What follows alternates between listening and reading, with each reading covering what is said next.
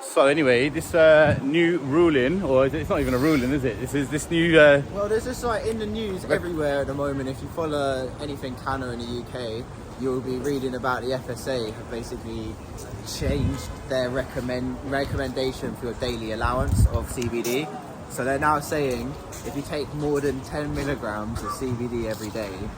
Bear in mind, 10 milligrams is a very low dose, and it's like lower than most products that we sell or that other companies sell.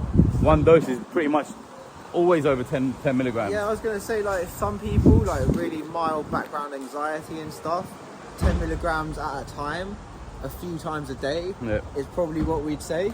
We always say between 5 and 30 milligrams is a good dose, depending on the person's tolerance, depending on what they take, what they do. That's per dose. That's per dose. Per day. Yeah, not per day. That's per dose. Yeah. So this, like, they've changed it a few times. It's getting lower and lower and lower.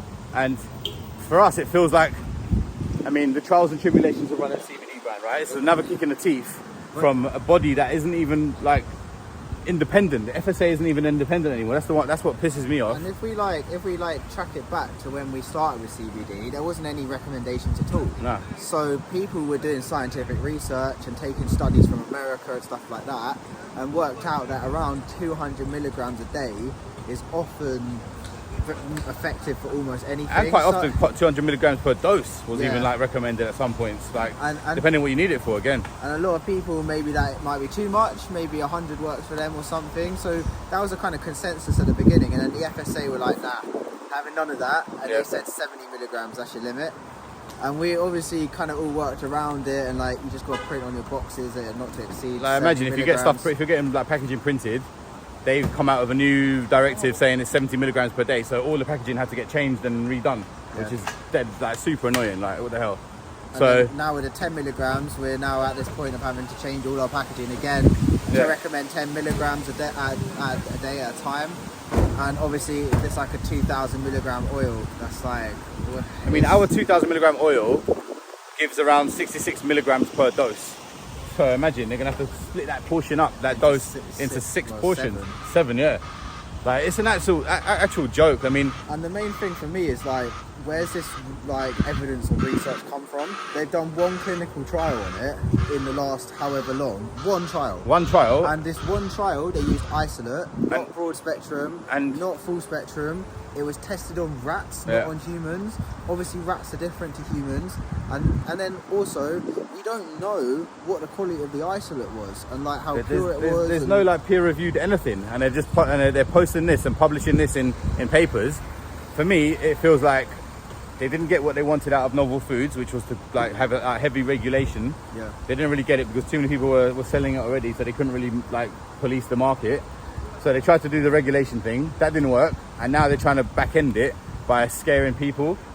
And where does this lead? But it doesn't make any sense as well. And I guarantee there was no control groups, or like they weren't testing for people drinking alcohol, or they weren't checking that they were smoking normal weed or cigarettes or all this stuff that also plays a massive part in those conditions. Definitely. So I'd be very interested to see how this test was conducted anyway. I mean, not that they've released anything. Really. They haven't released anything. All they've released is a statement. And then all the papers have picked it up.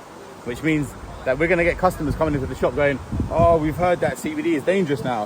What should we do? This is the thing that scares us the most, because to be honest, the 10 milligram thing is just like, it's another hoop. And we can just put it on the packaging and we can still go about telling people to do their own research and like giving advice, or well, not giving advice, but letting people know what other people do and what dosages they take. And that's all fine, that's all legal.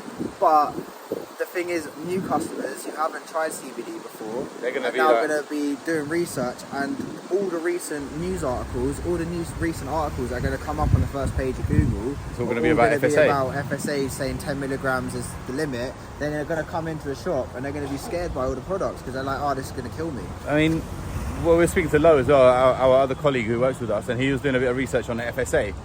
And according to most people you ask them, they think it's an independent body, right? Yeah. Like, not controlled by anybody. But apparently now they're controlled by the government. So, which is ridiculous, because it means that now they can just push their regime. Yeah, their ideologies, whatever they want to change, they can have it like. I mean, it's not now like objective. It's now got. It seems like another direction, another step in the wrong direction. That's what it feels like to me. And it's just a shame as well, because do you know what? When I first read it, I thought what they were trying to do is make it go medicinal. I still think they might be. Yeah, like we've seen in Australia and stuff. I still think they might be. And the reason why they haven't been able to stop us from selling it in the past is because they can't prove it's a dangerous drug or a narcotic. And because it doesn't have any psychoactive effects or anything, they literally cannot class it like that. And so I think, like with THC, for example, because it's psychoactive, you can only have 1 milligram per unit of it, just because that's the law. They can't put CBD in that bracket, so instead they've done it from the other end with the FSA and gone, oh, you can't have more than 10 milligrams. It's a joke. And then after that, they're going to prove that it's a medicine finally, and it's got medicinal benefits finally, and then they're going to go, okay, but you need a prescription to have it.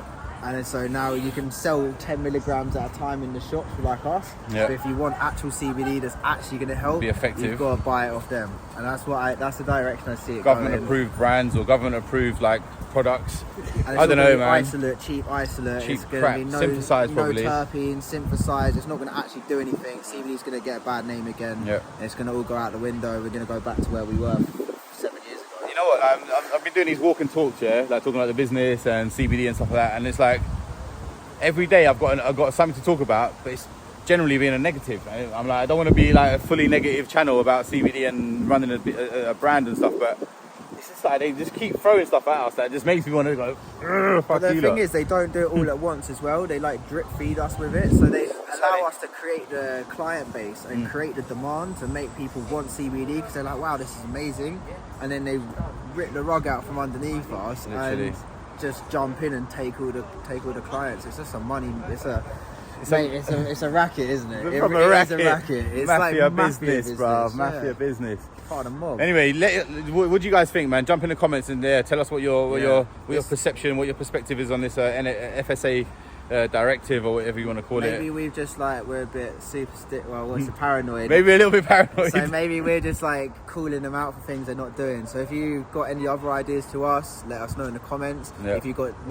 the same ideas or you want to build on anything we've said, get in the comments. We'll be really interactive. This conversation definitely important to us. Definitely needs to we definitely need to talk about this for sure. Anyway, man. Nice one.